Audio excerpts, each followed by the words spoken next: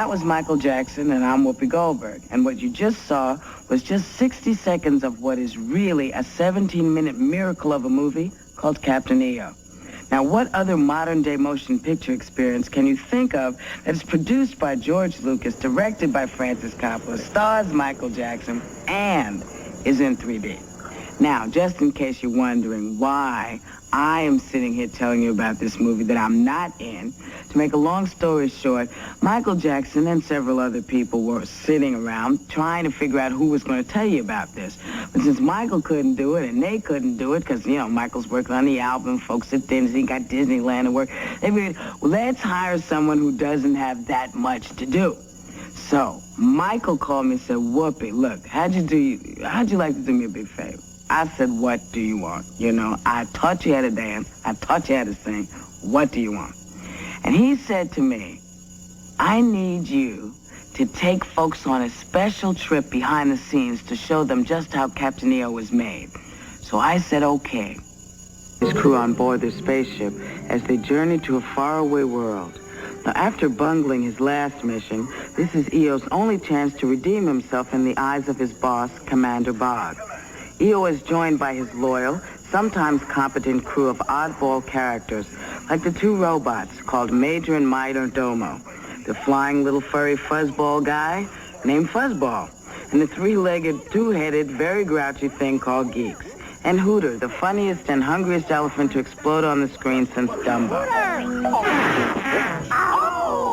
Their mission is to use Captain EO's powers of music and light to overthrow the evil witch queen who rules her world with an iron fist. Or should we say, iron claws? Now, who thinks up these adventures in the first place?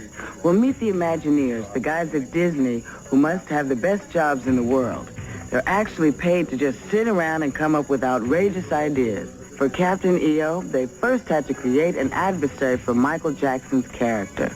With the script in the works, the task of assembling the best creative team fell to the man who runs Disney, Michael Eisner. Said, well, you know, Michael Jackson is a Disney aficionado, knows more about Walt Disney than anybody that ever existed. Certainly knows more than I do. Of course, singing and dancing is what Michael Jackson is all about. The whole world has been watching and listening to Michael for most of his life, as he's grown before our eyes from child star to superstar. We called up and we said, Michael, would you like to do something with the parks? He said, definitely, but only if you can get George Lucas to protect me. George Lucas is everybody's ideal producer. He's legendary for getting involved in every detail. In Captain EO, he was involved with everything from the creation of the characters to the planning of Captain EO's fight sequences.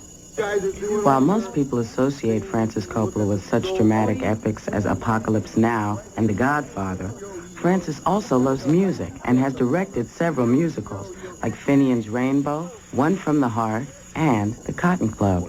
Veteran performer Tony Cox recalls how Coppola helped him develop the demanding role of Hooter, the most mischievous member of EO's crew. It really got me into the character, because at that particular point, I didn't know how I wanted to play Hooter. I strive for action.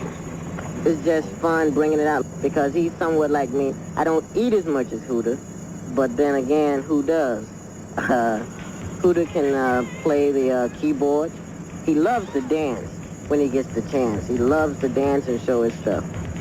And I remember the first day it was very difficult because I said, wow, you know, it's hot. And this costume was real hot. And I said, I don't think I'm going to make it. But anyway, I made it through it. And I'm glad I did because I really was bringing out what I tried to bring out. The first time I went to Daly and I saw myself and I go, wow, look at me. And everybody was laughing. I go, wow, this is great. Running in the costume. That's kind of difficult because you got like 13 extra pounds on you. And, you know, I can't really see anything. I'm seeing like this way out, you know, and so it's very difficult. You just run and you just hope for the best. Hope that you don't trip over anything. Cindy Sorensen and Debbie Carrington literally teamed up to portray the three-legged, two-headed geeks. Captain EO hired them because he was getting an extra crew person for nothing. And even in space, two heads are better than one.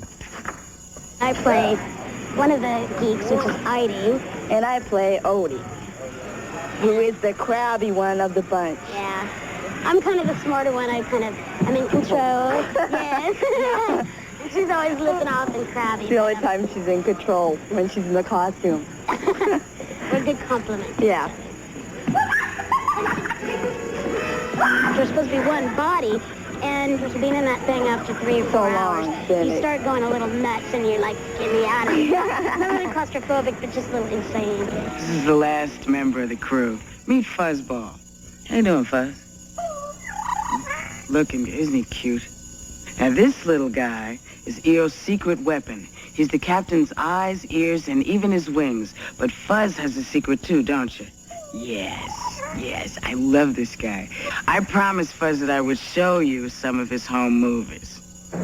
Look, Fuzz, that's you when you were just a little head. Oh, and look, your hair is growing in. Did that hurt? You know, there's a lot of guys in Hollywood who have that done. And look, your first dance lesson. Arthur Murray has nothing on you, honey. We went behind the scenes on stage number 9, where the top secret production of Captain EO took place.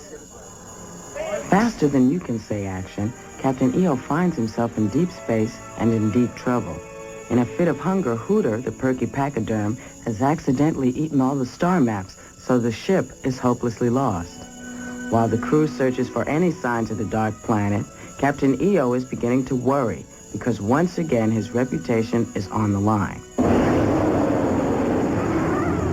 The good news is that they must be in the neighborhood of the dark planet. The bad news is it's a lousy neighborhood. The captain and his crew are forced to fly through the treacherous trench city on the surface of the dark planet. Going through! No! I need the sails not in. Put a bring in the sail!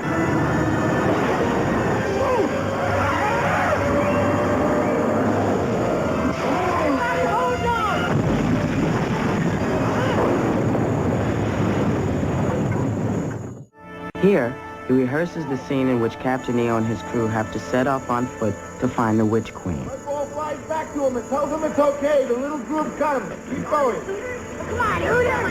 Slow down, Michael.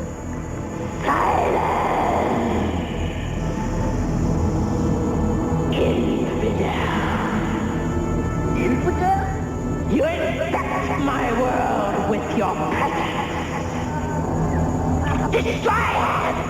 In case you don't recognize her, the Witch Queen is played by another Academy Award winner, Angelica Houston.